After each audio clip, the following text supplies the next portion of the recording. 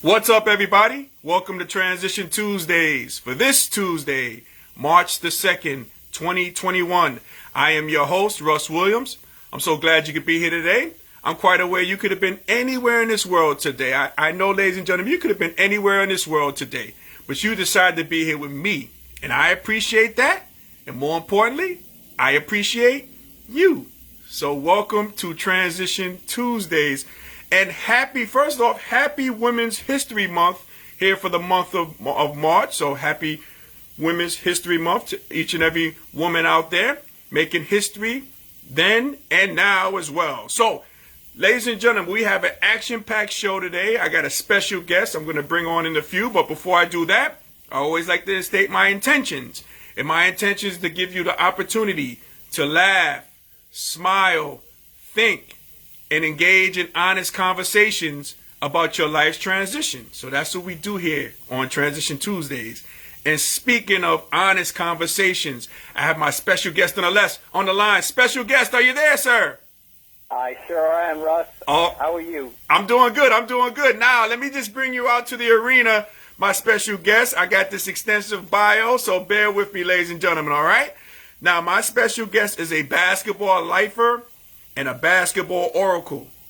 He is a native New Yorker who has been responsible for knowing many legends, basketball legends. Matter of fact, he has those guys on speed dial. This guy knows so many people, man. It is outrageous how many people this guy knows. Man, oh man. He was an assistant coach at Niagara University and Manhattan College for many years. We're going to talk about that. This young man has developed the games of many Hall of Fame big men at his time at Manhattan College in Niagara. Okay, so this guy, he worked with the big guys. This guy is a huge big guy. You know what I mean? We're gonna talk all about that.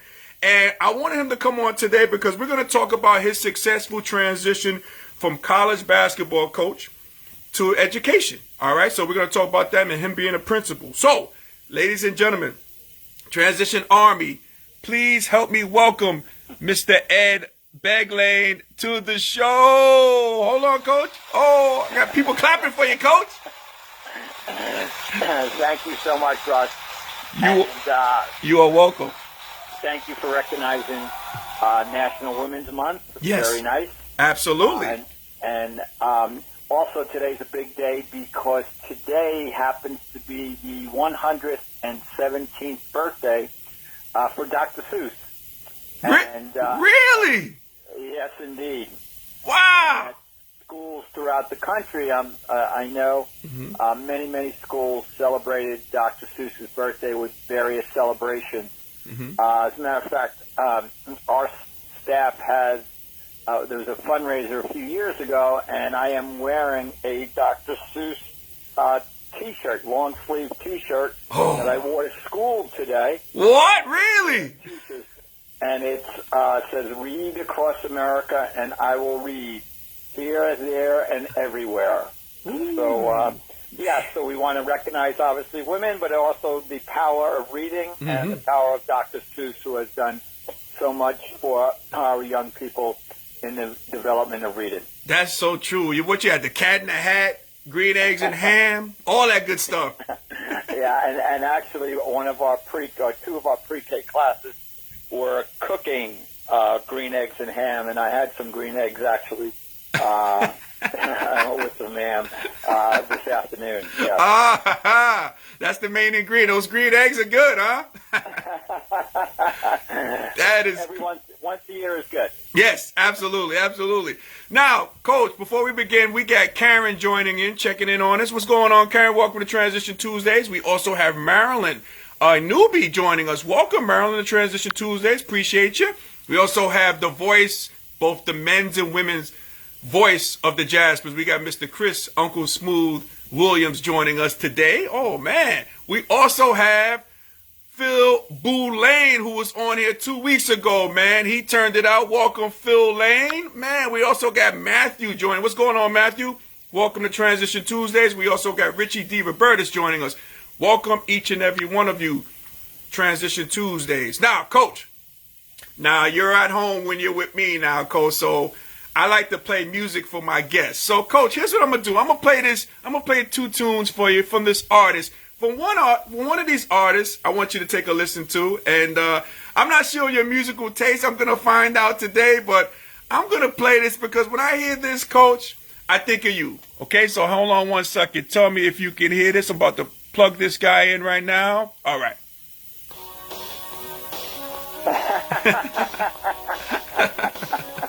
Very good. Very good.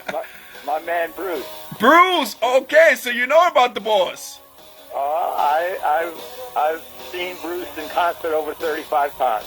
Oh, you know what? And I was taking a chance. I was like, I don't know if Coach has ever saw this guy in concert and everything. I said, you know what? I think I'm going to take a chance. I'm going to play this for Coach. Okay, so you've seen him like over 35 times? Wow. Yes, and I when I was in college, two friends and I went down to see him play in Asbury Park in a bar, and we had 2 drinks with him. You're kidding me, Coach. I am not kidding you. Wow.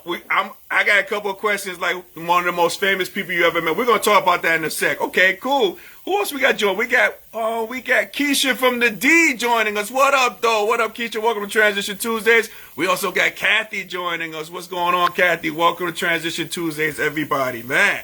All right, so that was part 1 of the musical interlude for you. Now I got part 2 for you, Coach. I'm gonna play this particular young man because I think of you when I hear this song and I hear this particular artist, and how you probably met the guy. But let me just play it for you 1 second, really quick. All right, here we go.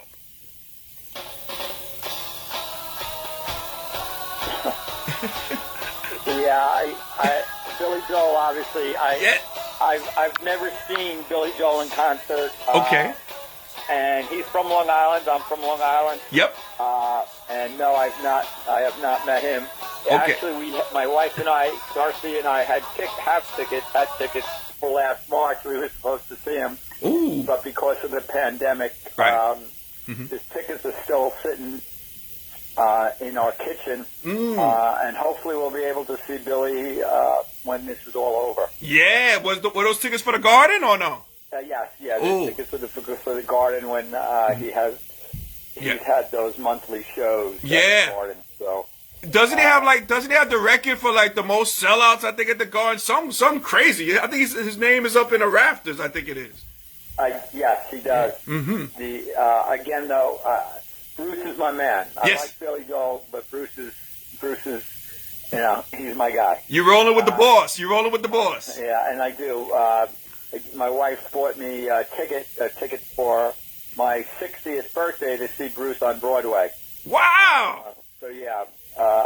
Bruce has been very special in my life. Man, I didn't. Oh, I guessed right. Perfect. I guessed right for the charge. All right, cool. And you know what? Hey, Coach, speaking of Bruce, Bruce and President Obama, they're teaming up for a podcast. I'm not sure if you're familiar with that. That just went down last week. So they're going to do a podcast together. Well, they're doing a series of podcasts on Spotify. I listened to the first session. Oh, okay. Over the weekend. It was terrific. Okay, really good. Okay. There's 6 different sessions. Okay. President Obama went to Bruce's compound, if you will. Uh-huh. And they recorded them there. So the first session was great. And they're on Spotify. The first 2 are with the regular membership. And then the others are with the premier membership, which I don't have, but my son told me he has. So hopefully I'll be able to listen to the other sessions as well. Wow, you are a big Bruce Springsteen fan, man. I see. The one thing a lot of people don't know about the boss is I remember when he did the video. Which song was it? Oh, yeah, it was on Dancing in the Dark. He brought up, there was a young Courtney Vance? Courtney Cox. Yeah, that's right. Yeah. Yep. From Friends, yeah. Well, I'll give you another piece of trivia. I was at that concert. You're kidding me, Coach. I am not. The concert was in Minneapolis, Minnesota. And in 1983 or 84. Wow. It was the first night of his tour. He had a famous director, I believe by the name of Jonathan Demme, did the... and they recorded the song twice, back to back, Dancing in the Dark. And Courtney was not a star or anything at that point. But, right. Right. Yeah. So there's a little trivia for you. Man, now, Coach, why didn't they bring you out to dance? What's going on with that, Coach? Yeah. That's all good. Cool. We got my boy Steve in Boyle, Joe. What's up, Steve? Welcome to Transition Tuesdays, my good friend. Oh my God, that's my Jasper buddy there. Okay, cool. And we had Steve on the show too a couple of months ago too. Now, welcome guys, welcome. Now, Coach, like I asked all my guests, to start out, I'd be remiss if I didn't ask you and your family, how are you guys dealing with these 3 pandemics that we're currently going through now? You have COVID, you got the economy, and you have social injustice in our society. So, how are you guys handling with those 3 pandemics right now? Yeah, so, we're very blessed. Our family's blessed, and in terms of COVID, so, we haven't been affected physically by the COVID. That's great. My daughter, Nora, is 23. She was working in the Peace Corps, so she was affected the most. She was working and doing God's work down in the island of St. Vincent. Wow. In the Caribbean. Uh-huh. And because of the pandemic, she could not stay there. So she was there from July to March, and they had to ship 8,000 Peace Corps volunteers back home. Wow. Throughout the world. Yeah. They have allowed some Peace Corps people to go back, volunteers to go back. However, you have to be within a 2-hour car ride. Because she was on an island, and the car ride has to be to a Peace Corps medical center. Okay. Approved center. They didn't have one on the island. They had it on the next island, which was St. Lucia. But because it wasn't a 20-minute car ride, they don't allow the Peace Corps volunteers for St. Vincent to go back. So they're trying to figure it out. Maybe with the vaccine, she came home from March until December, and it was a big transition for her going from a third world country back home. Would imagine, yeah. And I was there twice, once by myself, and then once with my wife Dorothy, a Manhattan College grad, and my son. And so I saw firsthand what kind of great work she was doing, living in the community, and she'd have 10 to 15 kids at her house. Wow. And after school, she was working in the school, volunteering in the school, and just providing them love. Yep, just doing God's work. Right, exactly. She was doing God's work, and unfortunately that stopped because of the pandemic. So she was affected the most. She'll bounce back. She's back living in San Diego. That's where she went to college. Okay. And working out there. And then Darcy still works. My wife still works at Manhattan College, so she's been working mainly remote. Okay.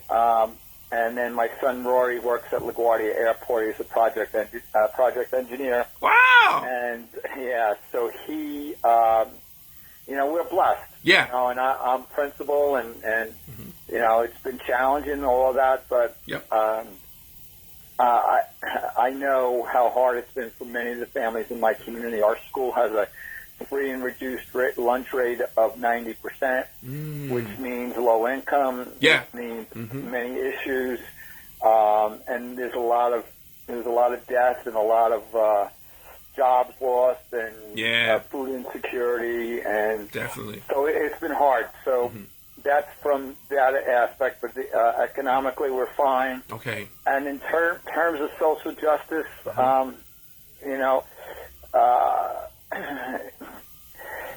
I texted Smooth. I texted several guys, Keith and guys that during the horrible time of the George Floyd situation, and just reached out to them, and Smooth Chris said, hopefully we can move the needle.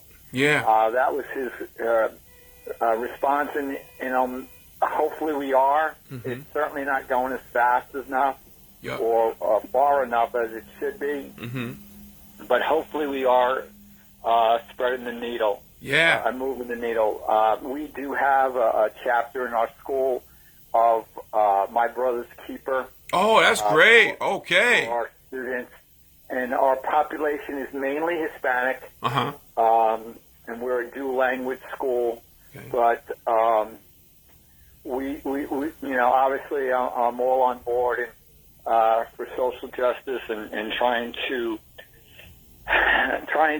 make our world a better place. Definitely, y'all. That Brothers Keeper initiative. That's a great initiative there. I'm proud of you on that, Coach. Man, that's some good stuff. We got Steve said he was thrilled to see tonight's guest. He says Coach Beglane has made a huge impact on my life. Yes, he has. I would imagine, Steve, and in my life as well. That's why I had to get him on here tonight. Hi, Steve. How are you, pal? Yes. And we also got Tom. We got Tom joining us, and we also have a good buddy of yours, Coach. We got Donald Elliott joining us. Donald is Facebook friends with my wife Darcy. Yes. I don't do Facebook, but right. Darcy keeps me. Actually, Darcy and Donald have the same birthday. Oh wow! And Don says, yeah, tell Coach Beggs he's the man. And then he says, huge impact on minds too. There you go. Absolutely. That's why I had to have my guy Coach Beggs on. I had to have him on. I mean, this is crazy. I got to do it. Well, thank you. And it's good to hear from you guys. Yes, absolutely.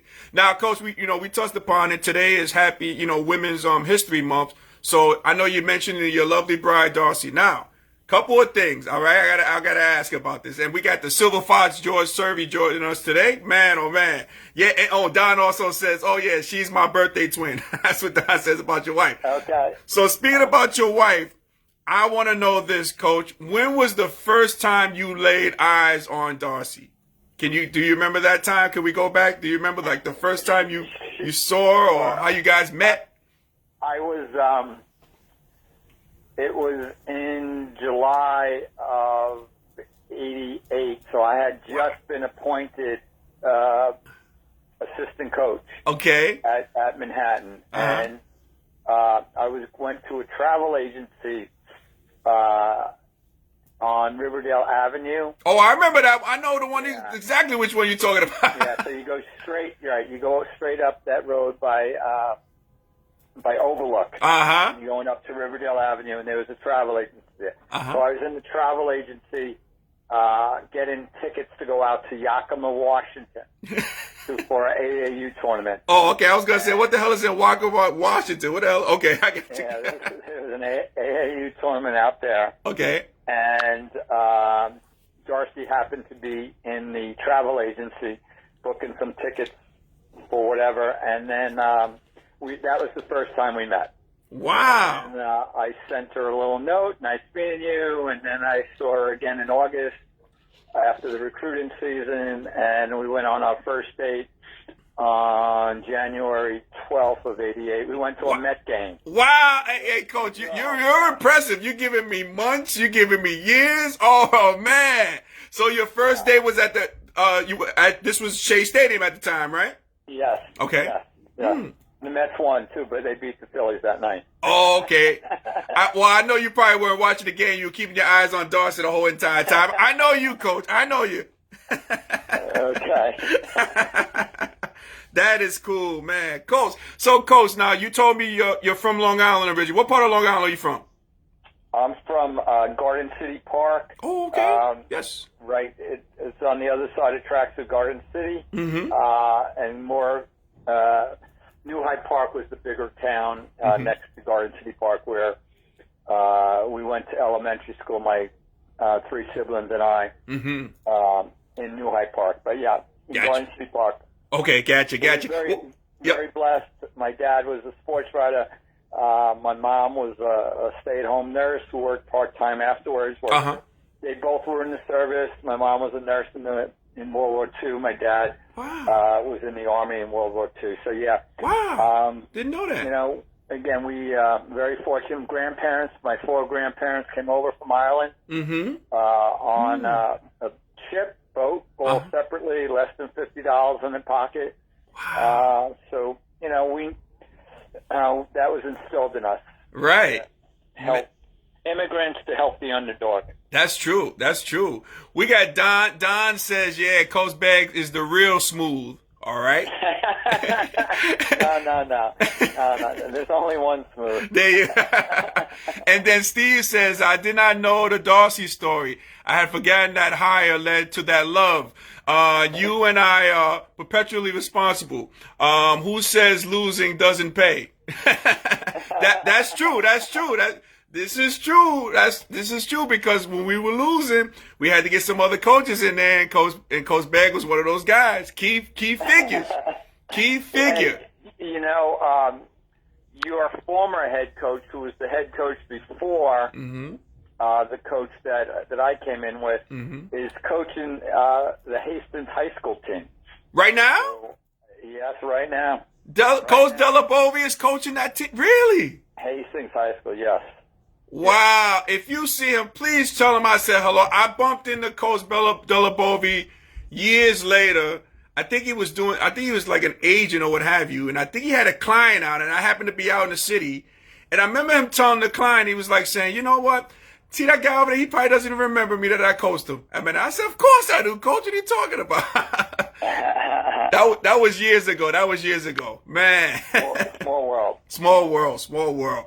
So you grew up in Long Island. So how was sports a major part of your life, Coach? Was basketball always that sport, or was there other sports that you got involved with when you were younger? I was always I liked all sports, but basketball was the sport for me. Okay, basketball. And my dad was a sports writer, so I got to go to many games, St. John's games. My father covered the New York Nets.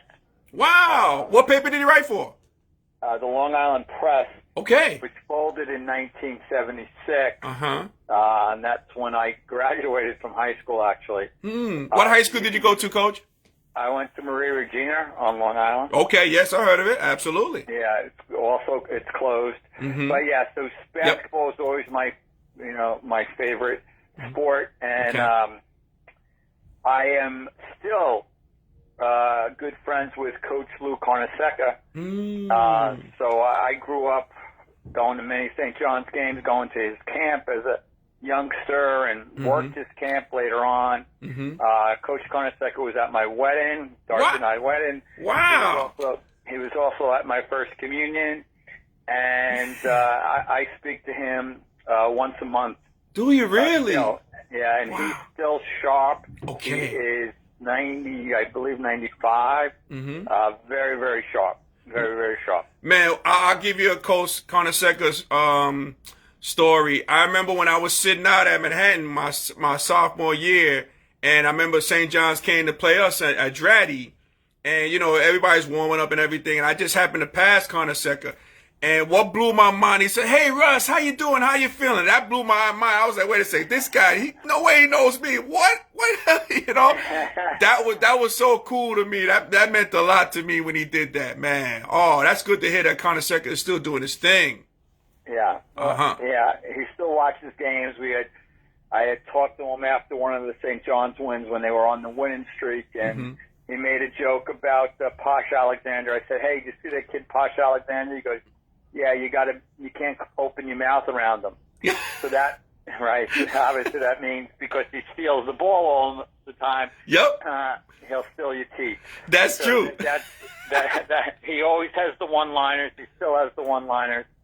Yes. And he's a great human being. I'm very blessed to call him a friend. Oh, that is super cool. That's super. We got our guy Tariq Thacker checking in. What's going on, Tariq?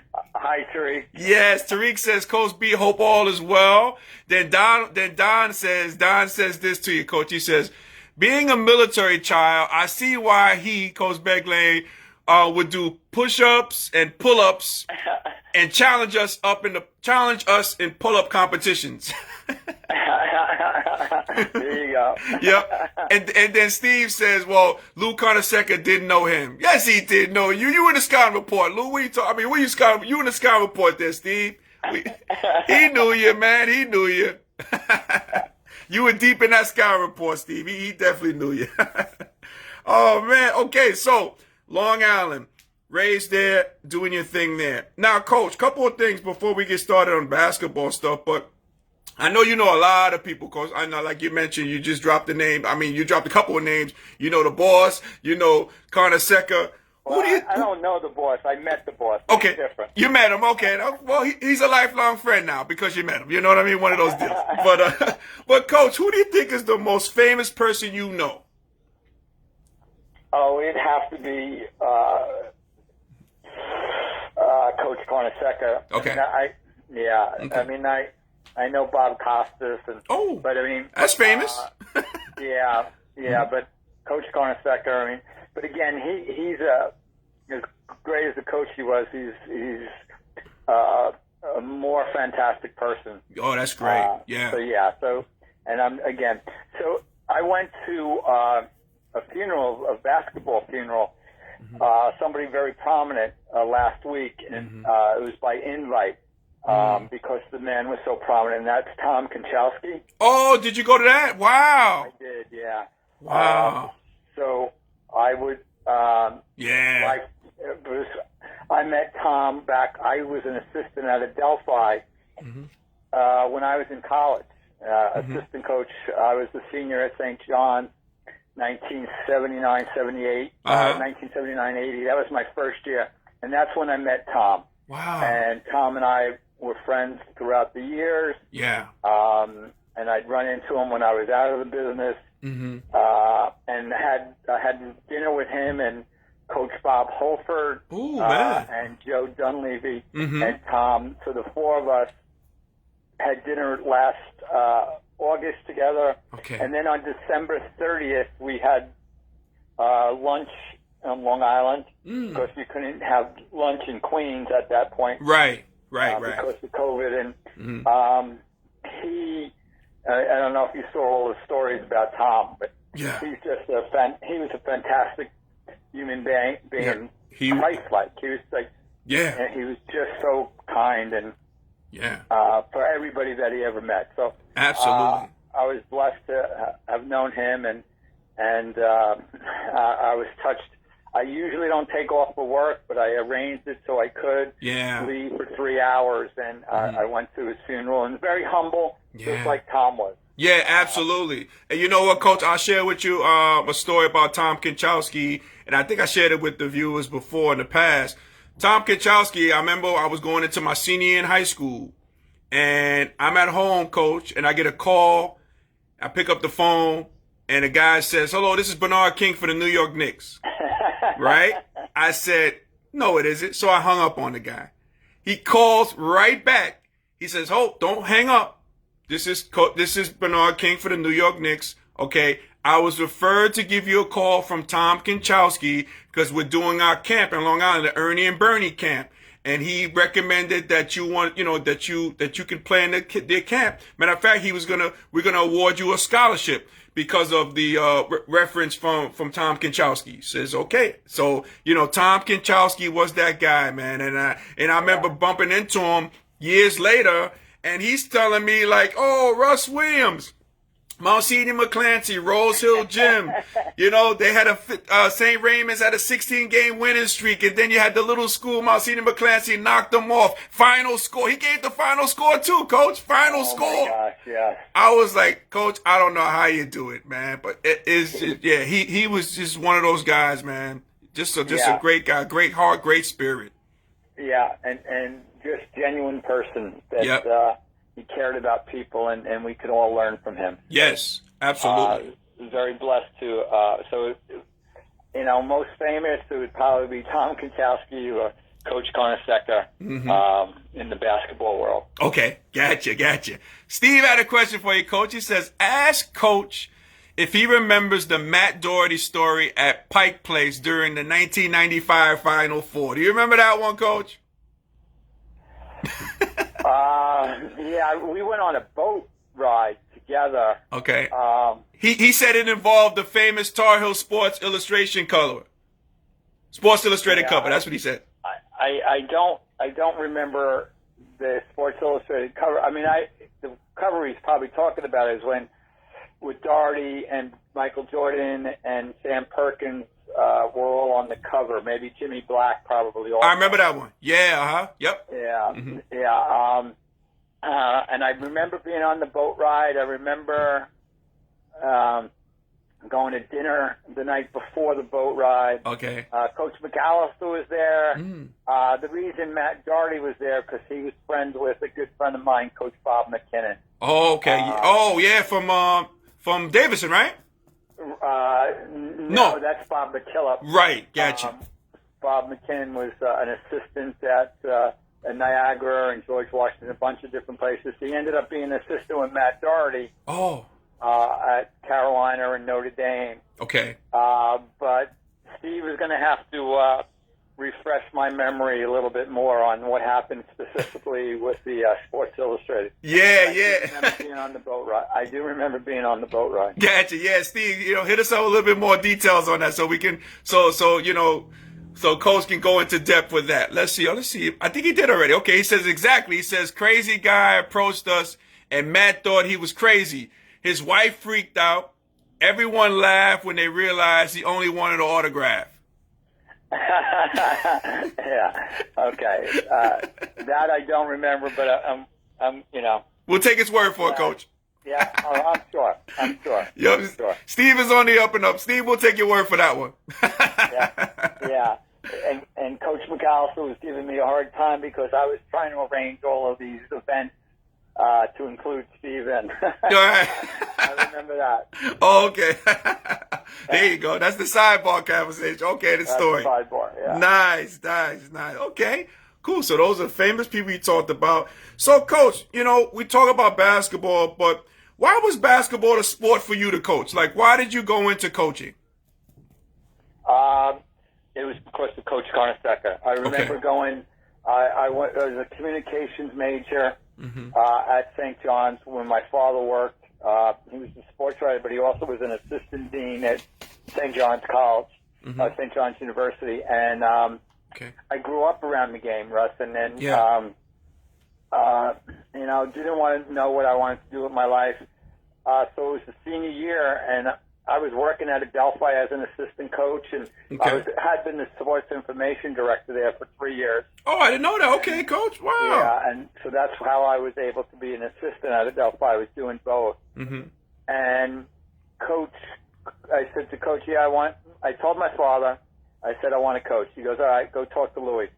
So I went and talked to Coach Carnesecca, and he said, if you want to coach, you're going to have to be a teacher. Now, I didn't have the self-confidence in myself at the time as a 20-year-old to be a teacher. Right. But I knew if I needed to be a coach, I wanted to be a coach, which I wanted, I had to go get my teaching license. Okay. So I had graduated and worked in a prep school at the time, before they were charter schools. Okay. And went to school during the summer and got my teaching certificate over the course of 3 years. And I was coaching at the same time.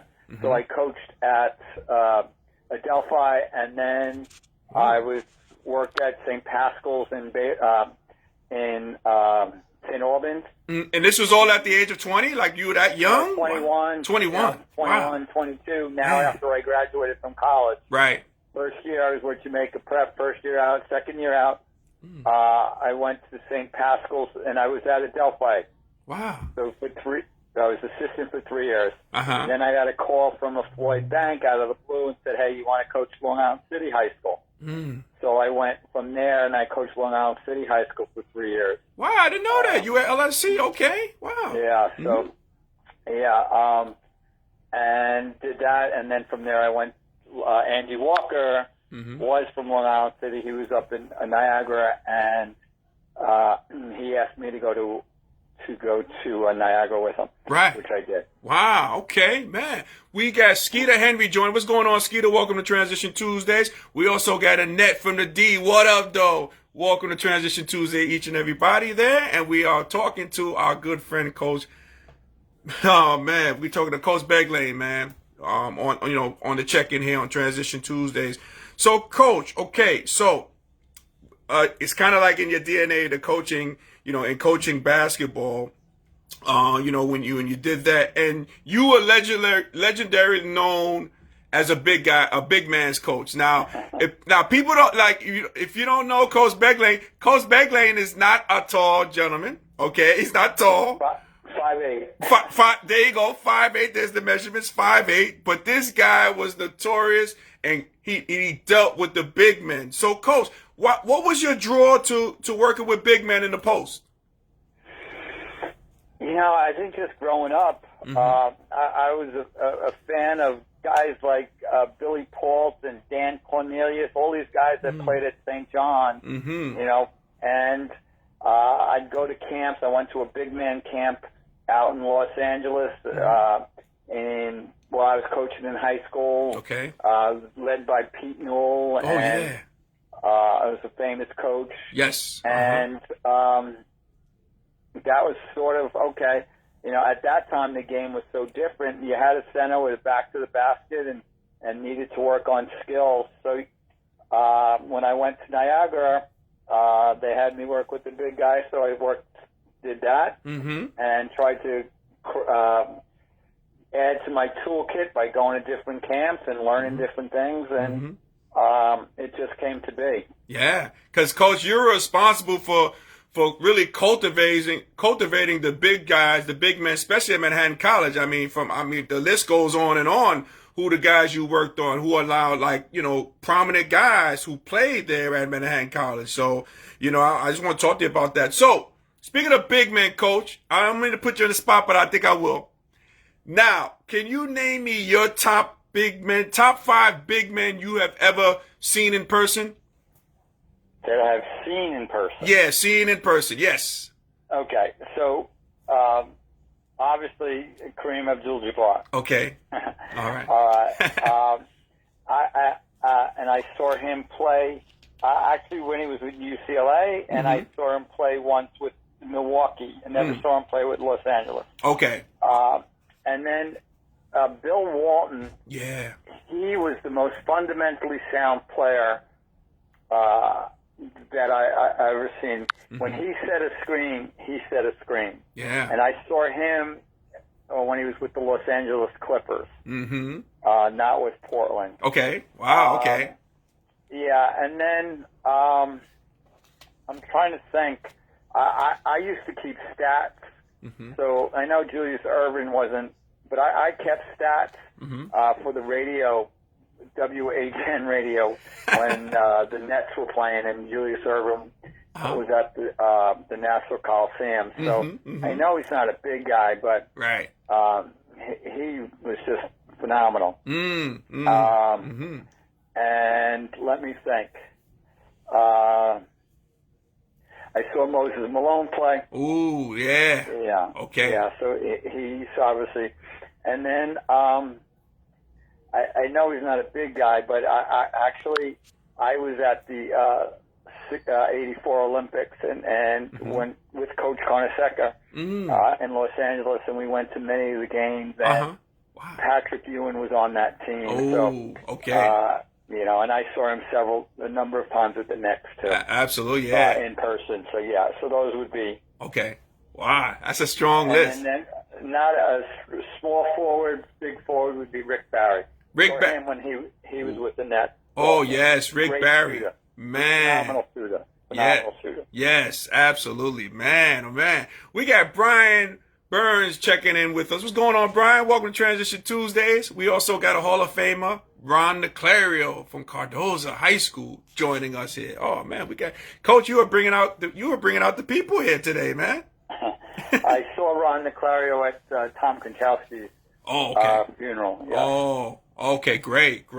We also got Hoop Post is watching us as well. Welcome, Hoop Post. I think Hoop Post is a newbie watching us, but welcome. We welcome each and every one of you guys to Transition Tuesdays, man. So, Coach, could you name I know this might be tough to do. It's just like how, you're saying, who's my favorite child, but who are some top big men that you worked with, either at Niagara or Manhattan College, that you enjoyed working with them, you enjoyed talking with them after basketball, not even about basketball, but who, do you have a top, those top tier guys that you enjoyed working with? I enjoyed working with everybody, so we'll start at the beginning, which was Okay. David Altava. Oh, David Altava, the guy I came in with. Oh, man. Yeah. Okay. And then obviously Keith. Mm-hmm. And Keith and I, we have a special relationship, and we still have a special relationship. Yeah. So certainly Keith. Okay. And then I also have a great ongoing relationship with Jamal. Yes. Marshall. So, Jamal Marshall. Yes. Certainly with him. Mm-hmm. And I'm sure I'm missing somebody else, but and I enjoyed working with Kelly Monroe. Wasn't a center, but I enjoyed. He could play with his back to the basket. Okay. Wow. Okay. I know he didn't last too long. Right. Right. But he was a good player. Yes. And maybe misunderstood a little bit. Yes. But and of course, how could I forget the guy with the best smile, Donald Elliott. Donald Elliott, yes. Who had the best smile and is doing very well, and I enjoyed working with him. We always tried to get him we needed to take some of Jamal's excess weight and put it on to Donald. But yes. I mean, you couldn't ask for two nicer people than to work together than Jamal and Donald at the same time, and obviously Keith was a big influence on them and on me as well. Definitely. I remember having a conversation with Jamal. Jamal was telling me, he says, Russ, I'm able to break down, I scored X amount of points in my career. He tells me, I had like maybe 350 Sigma moves or 425, who is to say, Kevin McHale, all the moves that you incorporated in the workouts. When we were on the other side, the guards were on the other side, while the big guys were down there doing their thing. But he was able to break down how many points he scored on the post-up moves by Coach. and the jump hook. And the jump hooks, that's right. Yes. Yep. The Sigma was big though. The Sigma move was huge. Absolutely. Yes. Absolutely. Man, oh man. Well, Coach, I'm gonna take you back in the time machine. I'm gonna take you back, all right? Now, the year was 1986, 1987. Okay? Now, there was a young lad from Queens who was going into his senior year.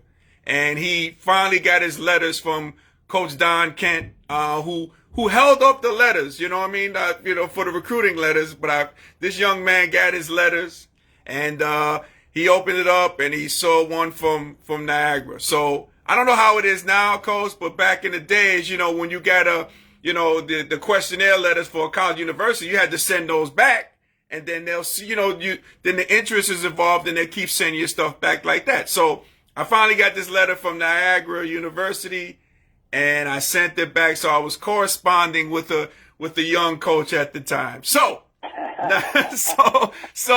what happens is, ladies and gentlemen, is this. So, and that young lad was myself, guys. So just this, so you'll know. But so my senior year, I'm getting recruited. Thank God I was able to get recruited. I was playing pretty well, so I was getting recruited. And so, we had to start the recruiting process. So I said, you know what? Okay, let's get it started. So the first young man I have in my home and as my first first coach to ever step foot in my house to talk to me about Niagara University was Coach Beglane. Now, Coach, do you remember that particular day? Because I remember like it was yesterday. Because you were the first guy who came to the house to talk about college. And I remember the brochures you used to send me about Calvin Murphy. I mean, I knew so much about Calvin Murphy before you guys came, but do you remember that particular time, Coach? I know it's a long time ago, but I do remember that. I do. I remember meeting the parents, and I believe Coach Kent was all dressed up in a shirt and tie. I do. I remember meeting you, going to your apartment. And you also had somebody else on your team, Michael, that went to St. Joseph's, didn't you? Oh, we had Marlon Miller. We had Marlon Miller. Okay, Marlon Miller. Yep. He went to St. Joe's. Yep. Yeah. So, okay, so you do remember that. You guys had a good team. We did. We really did. And I'm sure Coach, and I mean, due to the favor of Coach Kent, I think that's the reason why you were there, Coach. You know what I mean? I know. I have no doubt. Yeah, no, we did have a good team. We finished up that year. We went to Hawaii. We played in the first tournament. We were the first team in New York ever to represent New York in Hawaii. We played in the likes of Dennis Scott, guys like that. We did well there, and then we finished in the Final Four in the city. We were in the semifinals of the city that year. So we had a good year that year. Yeah, but I do remember you always remember your first, and I remember Coach Beg. I remember it like it was yesterday. Oh man. And talking about nice people. Yeah. Coach Kent, one of the nicest human beings you'll ever met. Absolutely. Right? Yes. Yeah. Yes.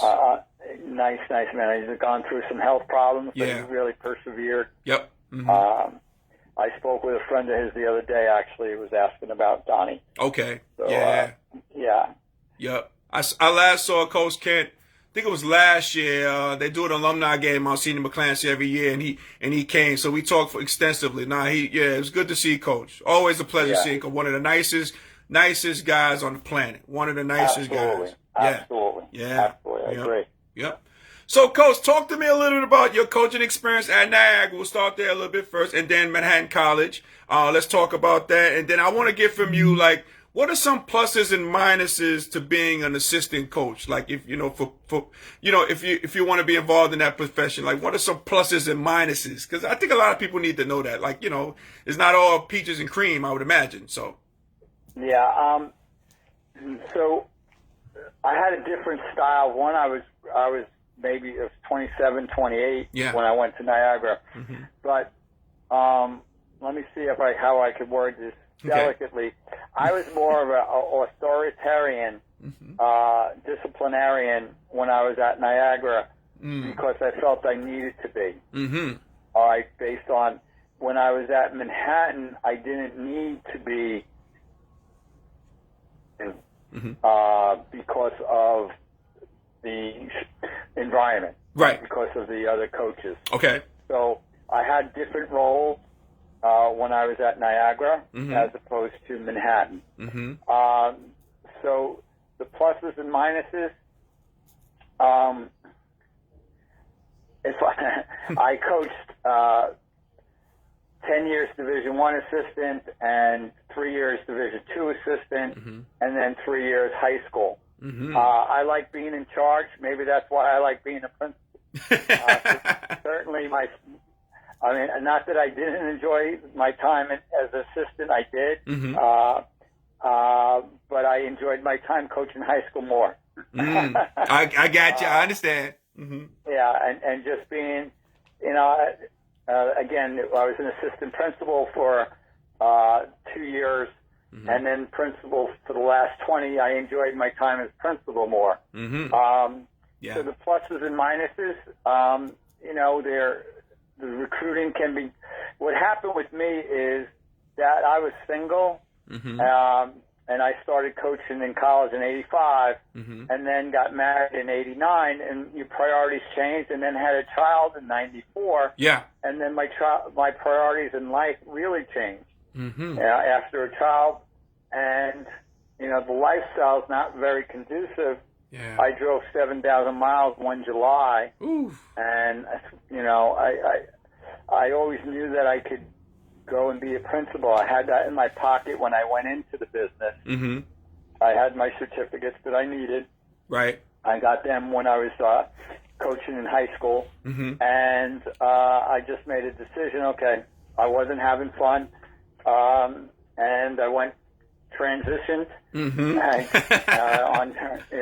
transitioned to education where I came from. So I was a teacher for 5 years. Went coaching, Division I coach for 10 years, and then went back to education. Okay. So the pluses and minuses, you get to meet a lot of great people like yourself and Stevie Boyle and Donald Smilin Elliott, and smoothness. Yep. And, I have great relationships with all you guys. And, absolutely. And Stevie, and just very blessed. So, when you think back, what's the best part? Well, the best part is that, I'm 62 years old and I'm still friends with you guys. Absolutely. Yeah. Yes, that's a lifetime friendship that we have. Priceless. Yes. Right? That's priceless. Yes, absolutely. Priceless. Yeah. And Coach, when you were at Manhattan, you were also a winner. I mean, let's not forget that too. So talk to us a little bit, Coach. How was the feeling winning a MAC tournament championship in '93, especially when, the year before we lost in the MAC championship in '92. But talk to me a little bit about how that feeling was for you winning winning that MAC championship and against Niagara too. Yeah, it was very rewarding. And the fact that, when we were first at Manhattan, I think, we won 7 games, and 10 games, and then 14 games. And then we went from 14 to 20-something games. 25, but who's counting, Coach? Was that the first year? Was that the first? Oh, my last year. Yep. We went when we lost to LaSalle. Yep. Yeah. 25 games. Yep. So it was just a great feeling, and then I still remember when, Fordham would beat us, and they beat us, and then, we won the game at the buzzer against Fordham, and just, it was just such a relief. Hey, we can beat Fordham. Yeah, I remember Carrie Wilson hitting that shot at half court. Yeah. And I remember, Coach, after that game, a couple of things I remember about that game was, I remember when we won, and I remember Carrie Wilson fell into my arms, and everybody was piling on us. And I got so claustrophobic, I said, guys, get off me, I can't breathe. I remember that. And also I remember running into the locker room, and I said to myself, you know what, we're going to win this thing. I think we're going to win the MAC. I think we're going to win it. That's how I felt. But continue on, Coach. Yeah, and after we beat them, and then we didn't play to the following Saturday, and we played Bradley, and then we killed Bradley. Yeah. And then we just started to roll. But yeah, it was great satisfaction knowing that I was a small part of building something up. Yes. Into the program. Yes, absolutely. Yeah. Coach, now I never asked you this question, and you can answer how you want, but did you ever lobby for the head coaching job in Manhattan after Lapis and Fischella left for the Big East? Did you ever lobby to be the head coach at all? Or did you want to be the head coach at Manhattan? Oh, yes. Okay. Gotcha. Okay, gotcha. All right, okay. We'll move on. Most definitely, yes. Okay. Yes. Gotcha. We can move on. Okay, you got it. That's good. I should have had this disclaimer. You can answer this or not, but that's cool. Okay, we shall move on. No doubt about it. Hey, Coach, and speaking of moving on, and I share this story all the time with people about yourself, Coach Begg. There was a ritual that Coach Begg and myself had before every game. Coach Begg used to, lightly punch me in my chest and say, play with enthusiasm. Play with joy, play with enthusiasm. And I used to always hit Coach back, okay, you got it, Coach, I won't. But I remember the MAC championship game against LaSalle, and I remember, Coach, we do our ritual. This is probably the last ritual. And I remember Coach saying, play with enthusiasm, and he punched me in my chest. And this particular time, I did not punch you in the chest. I didn't reciprocate what you did. And just looking back at it, that really taught me a lesson, Coach, because I think that game, I put so much pressure on myself, me being a senior, a lot's at stake, I just got to zone out. And I just remember not doing that. And I remember saying in my speech, my Hall of Fame speech at Manhattan College, I was fortunate enough to be inducted there. But I used that as an example, how I didn't, punch you back and say play with enthusiasm. And I vowed after that, I said either sports or in life, I'm going to always do my stuff. I'm going to always do my thing with joy and enthusiasm. I'm going to always do that. So that really was a lifelong lesson for me, even though it was part of a ritual. It's nothing was never planned, right, Coach? It was just something you just did, It was just you hit me, I hit you back, and you just was reminding me, hey, Russ, go up before we get out there, man. play with enthusiasm. Now, he's always hit you back. So I just wanted to share that with you. And it was so funny too, Coach, because when I met your son, I think it was 2 years ago, we talked about the story. And your son had that look like, oh my, Dad, I know you didn't do that, did you? No, you couldn't have did that. So that was hilarious. But no, I just want to thank you though, Coach, for that, because that meant a lot to me when you did that, because that got me motivated to play. I don't know what it was. Maybe it was just the words. Maybe it's the light punch in the chest. But, it was something that I always remember. And it's something that I live by to this day. That's great. Yeah. That's great. I'm very touched that you remembered. I'm just changing a little bit. I forgot to mention a big man that I should have mentioned. Oh, who you got, Coach? David Burnsley. Oh, Dave Burnsley. Yes. Uh-huh. And David and I are still friends, and we are both. He's a principal. That's right. I heard. Yes. Uh-huh. He's a principal up in Albany right now. Okay. And we stay in contact. His son actually played at Sacred Heart High School in Yonkers. So I used to actually. Jamal and I went to go watch. Really? David's son played probably 2-3 years ago. Wow, man. In Yonkers. Yes, Jamal come up on the train, and he and I went to dinner, and then we went to watch David's son play. So, yeah. And you know what? It's funny, Coach, that you mentioned Dave Burnsley, because when I was with Chris, Chris was living in Florida, and I said to myself, Chris had on video our game against LaSalle, and I told Chris, I said, Spoof, I can't watch that game, man. I said, matter of fact, I only saw that game, the replay of that game one time, and we had to watch it because we would, it was after the game, we were scouting for Wisconsin Green Bay, so we had to see our thing. I said, that's the only time I saw that game. It's too painful. And so Chris, he coaxed me into it, so we're watching the game. And Coach, I tell you to this day, and I'm looking at this video, and Dave Burnsley, they had a terrible call. They said Dave, committed a backcourt violation.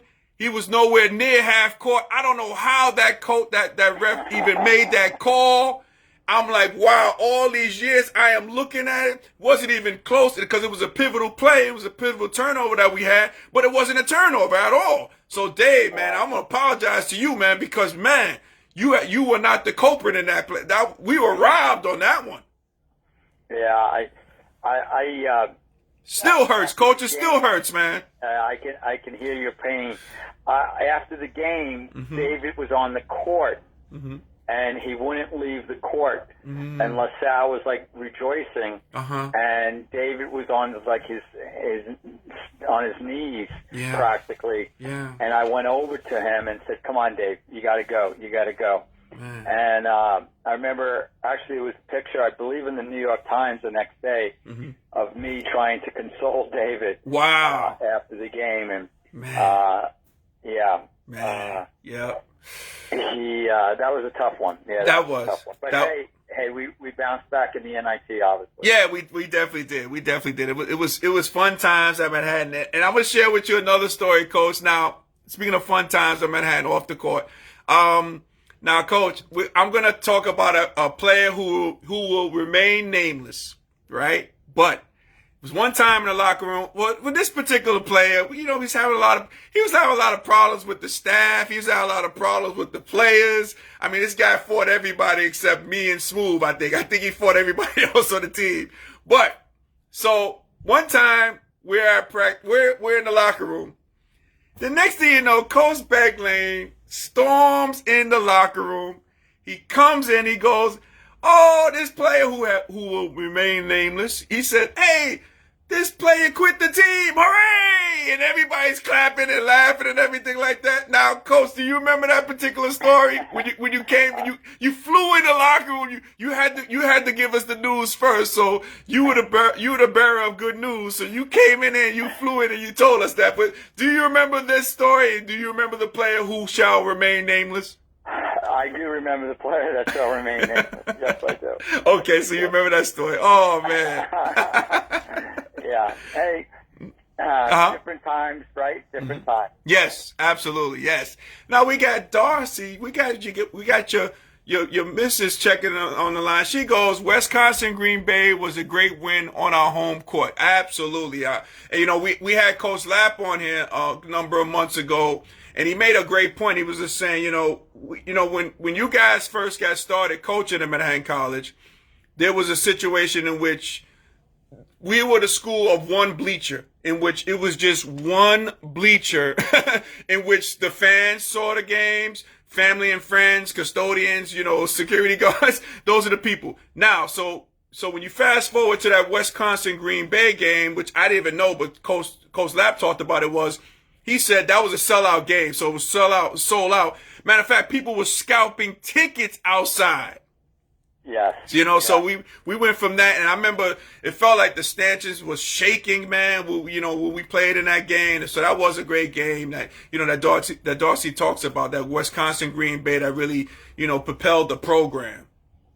Yeah, and I remember going out to the court prior to the game, and the stands were packed. The stands were packed, and Yep. it was before the game. Usually, it was a late arriving crowd. Yes. But the fact that it was packed said, "Wow, Yep. This is really cool." Absolutely, this is really cool. Darcy says SRO standing room only. Yeah.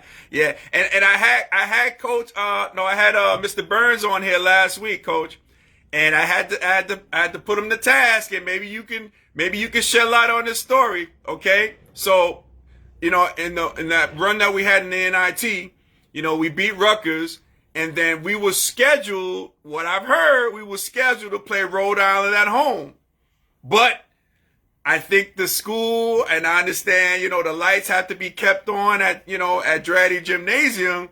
But I heard that, we had the option of, hey, look, if we go play Notre Dame on ESPN, that's great exposure for the program, this and that and the third, and we decided to take that. But is that true, Coach? Are you hearing that, or is that a made-up story in my mind? So, because again, I knew we would have beat Rhode Island at home, and we would get to the Final Four of the NIT at the Garden. I know that for a fact. But I understood what I understood what Mr. Burns was doing. It was a pivotal time for us, for the program. That particular game being on national TV. But that wasn't the scouting report. We were supposed to play Rhode Island at home. What did you hear about that particular story, Coach? Yeah, I heard some rumors about that, but I couldn't confirm or deny it. Gotcha. But yeah, Rhode Island. So I don't know. Was your friend Tom Penders there? No, I guess he was at Texas at that point. Right. Yeah. Yeah. Oh man. But Notre Dame had LaRon Ellis. Yeah. And John McLeod, who coached the Phoenix Suns. Yes. He was the head coach at Notre Dame at that time. Definitely. Yeah. But yeah, Ellis was really tough. Yeah. Yep. He was tough. He was. He was so much bigger than any of our players. Yeah, LaFonso Ellis. Yeah, and that was my last game. My last college game was at Notre Dame. Yep. So, yeah, if you got to lose, I guess you lose out there. But that was a great run. That was a great run. It was a great bond. And again, I have friends to this day who I bond with, like Coach Beglane. You know what I mean? So there's some good stuff. Cool. Absolutely. Yep. Now, Coach, we talk about transition because that's what we do here on Transition Tuesday. So how has the transition been for you? I know you've been a principal for like 20 years or what have you, but how was that transition from being a basketball coach to now, principal? Was that a smooth transition for you? Tell us about your transition. I think I mentioned earlier that I knew that I had in my pocket my certificates to be a principal. Yeah. So when I left, I had my master's, and you had to get some paperwork for certificates. And when I left teaching and coaching at Long Island City at the time, I knew approximately, and I still remember, I told my parents I was going to give it 10 years, and I said, if not, then I'll go back. And that's what happened. It was, but I think, like you said, like I mentioned earlier, my priorities changed when I met Darcy, and then my priorities really changed when we had our first child. Right. So in terms of the transition, It just felt right. Mm-hmm. You know, it felt right in my heart. I had, to be honest with you, I prayed for over a year. Yeah. And I wanted something different. Whether that meant I was going to get another coaching job or go into education, I was going to leave it in God's hands, and it worked out. Definitely.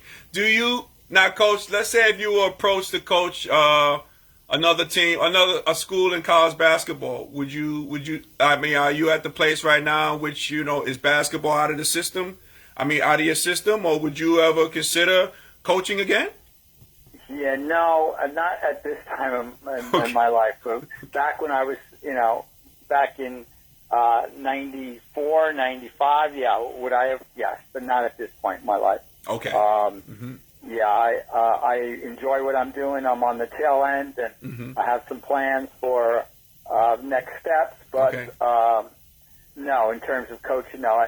But I get my fix. I coached over 15 of my son and daughter's teams, and basketball, softball, baseball. So after I got out, I went and earned my doctorate degree, and then coached. As I said, 15 teams, soccer. Right. Wow. So I got my coaching fix out that way. So that was part of my transition. Right. And then I did some things for myself in terms of I run in 3 marathons, over 11 half marathons. Wow, Coach! I never would have done that if I was still coaching. Right. So that's how I was able to make the transition. And going back, it just felt right. Having faith, I have a strong faith, and I was happy with my time. No regrets. Yeah. But it was time to move on. Gotcha. Coach, what is the name of your school? You coach you're a principal at a middle school or a high school? Actually, it's a pre-K to 6 school. It's called Thomas Cornell Academy. Oh, okay. It's a Yonkers public school. Okay. The school started. It was a brand new school. It was a Catholic school, St. Mary's in Yonkers. It closed in September. It closed the building in September of 2011, and then I took over in June of 2011, I should say, and I took over in August of 2011. School opened in September, and we're in our 10th year. Wow. Prior to that, I was the principal at Family School 32 in Yonkers for 10 years. So I've been in 2 different schools. When I left coaching in '95, I was a principal in Holy Rosary School for 3.5 years outside of Co-op City in the Bronx. Oh, okay. Wow, that's great. You want to shout out your faculty now, man? You can do that. The floor is yours if you like. Yes, I'm very blessed as I've had the opportunity to coach many great players. I've been able to work with a number of great teachers as well. So, and teaching is really hard now with the pandemic. Yeah. Are you guys remote now, or you guys are in school? We've been hybrid, so half remote and half. But actually, it's not even half. It's a lot more students are remote. Okay. But we're getting better. We had our high water mark was today. We had 104 students. So some students come in Mondays and Tuesdays, and others come in Thursdays and Fridays, and then everybody else is remote. But it's in our communities, in the lower socioeconomic communities throughout the country. Yeah. There's less attendance, but it's on the uptick. Yeah. So we're happy about that. And I'm sure you fight with the issue of like Wi-Fi is not available. A lot of these people, a lot of the homes of the disenfranchised. I'm sure that's a hassle as well. Absolutely. Yeah. A challenge. A challenge. Yeah. Absolutely, it's a challenge. Going back to one of your earlier questions, we're very blessed. They're our family. Yeah. But there's many families that aren't, and just like we all take for granted internet access. Yeah. Like you just said, that's a big challenge for many families. Absolutely. Well, Coach Begg, I'm gonna leave you with this last question. I'll get you out of here on a good one, Coach. And I know you don't do these often, so I appreciate you coming on Transition Tuesday. So, Coach, now, if a wiser and older Coach B would have an in-depth conversation with a younger Coach B, what words would be said during that conversation? All right, so I'm going to sidetrack for a second. Sure. I always think too far ahead. Okay. And I'm always thinking, what am I going to say when I retire to my college principals? So what I'm going to say is, and that's going to probably be in 3 years. Okay. But why I already have it in my head, that's my issue. Okay. What would the 37-year-old principal say to the 65-year-old? I'm not 65 yet. Right. 65-year-old principal. Uh-huh. And I would say take improvisation class. Okay? Take improvisation class. Okay? So you got to figure it out. So what would, let's see. So I started coaching, when I was in college. So what would the 9 to a 20-year-old Right. Ed Beglane ask the 37-year-old Ed Beglane in terms of coaching? Uh-huh. And let me process this for a second. Sure. Enjoy the ride. Enjoy the ride, because I've had conversations with Tim Capstraw, who does the net broadcast. Uh-huh. Oh, he's very good too, man. He's great. Yeah, he is fantastic. Yeah. He's a good friend, and Roy and I have had dinner with him, and we had a Zoom because of the pandemic. Mm-hmm. But Tim and I have talked about how outside of the circle of basketball, nobody cares. Mm-hmm. Very few people. Yeah, the wins and losses. Al McGuire was the famous coach used to talk about. People only at the work, all they talk about is over the water cooler, and then they forget about it. Right. So you get so myopic. Mm-hmm. You get so tunnel vision. Yeah. When you're in the business, that you don't necessarily enjoy the ride. And that's what I would tell myself. I would say try to enjoy the ride more. Wow. Well, you know what, Coach? Man, Coach Beck, I have enjoyed the ride with you on the show today. More importantly, I have enjoyed the ride of your friendship. You are one of the best guys I know out there, man. That's why I had to have you on there, man, on here today. And again, I have enjoyed our visit, man. We can't we can't be strangers, Coach. We can't see each other like once every 2 years. We gotta make this a habit, man. We gotta make this a habit. And I really enjoyed the ride of knowing you and knowing what you're all about, because you're one of the solid guys in the communities, man. Especially in the basketball community. Especially a couple of people came on talking about how much you meant to them, and you mean that much to me as well, too, Coach. Well, thank you, Russ. I greatly appreciate the opportunity to reconnect with you and. Yes. And some of the other guys that were on the line, and I'm truly blessed. So, you know what? Let's make a deal that you and I will go see Coach Kent at some point. I like it.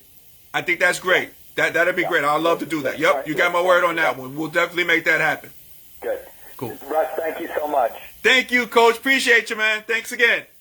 Stay safe. I appreciate you too. You too. Okay. Last shout out. Oh, Ryan Ford. I forgot about Ryan. Oh, that's right. Yeah. Okay. Ryan Ford. Yes. Oh, man. God bless. God bless you too, man. Thank you.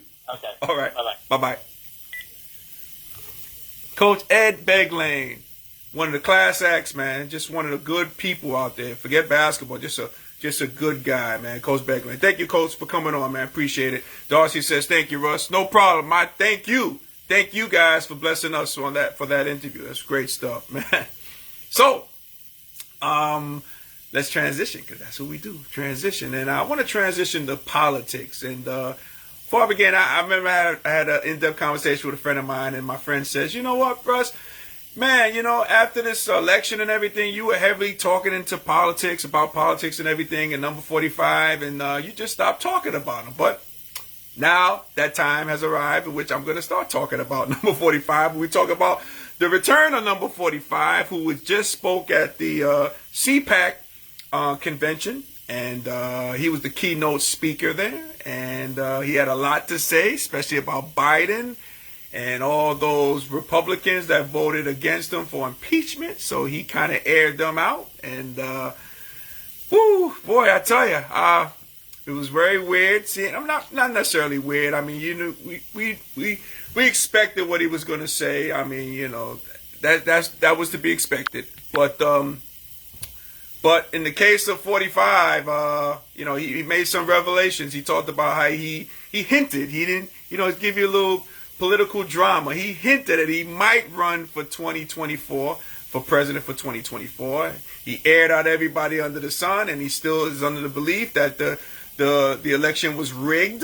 That hasn't changed for him. So we'll see. And if you believe in Q and conspiracy theorists, they're saying March the 4th is supposed to be a big day in which they say that number 45 is supposed to take over full time on March the 4th. So that's if you believe in that. But you know, he came aboard, the return of 45, and you know, that's the, you know, I tell you this, and I think Biden is doing a hell of a job so far, and he's doing a hell of a job not even responding to the nonsense. So President Biden, let's say that, let's keep it real with that one. President Biden, keep your head down. Don't need to respond to that nonsense. Keep on doing what you're doing. Keep on doing what you're doing. So, ladies and gentlemen, if we were able to make you laugh, smile, think, and engage in... Hold on one second, guys. Hello? I'm answering the phone. I didn't know I'm doing a darn show. What are you doing here? So let me start again. If we were able to make you laugh, smile, think during this broadcast, my good friends, you have accomplished something major today. So celebrate your victory. Celebrate your victory. All right? Hold on one second. These people still think I'm not trying to do a show here. What is going on? Let me take this for a second, guys. Hold on a second. Hello? Hi, is Miss May there? She is, but I happen to be doing a show here on Transition Tuesdays, but can I have her call you back, ma'am? Yes, this is Aunt Margaret Neese. Margaret Neese? Yes. Okay, I have her call you back, Miss Neese, okay? Okay, thank you. Thank you so much. Bye-bye. Bye-bye. Bye-bye.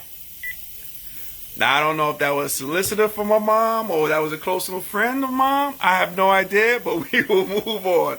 All right, let's do this, guys. Okay, I'll get us out this way. All right, now, we're going to play my theme music. You never know what you're going to have on this show, Transition Tuesday, because this is live, ladies and gentlemen. This is live. So, I want to thank you all for watching Transition Tuesdays each and every Tuesday. I appreciate you guys from the bottom of my heart. And if you missed shows like this one and past shows, I have a YouTube channel called Transition Tuesdays. Check it out. All right? Please do. Now, you can also follow me on IG, on Instagram, at RWorld Transitions. Please follow me if you haven't done so already. Get on it. All right? Cool. Special thanks and special shout out to today's guest, Mr. Ed Beglane, for coming on the show, enlightening us with his stories, his good energy, good humor as well, man. Thank you so much, Coach Beglane, for coming on. So, ladies and gentlemen, Transition Army, as we say in parting, happy transitioning. We'll talk to you soon. Take care, everybody. God bless.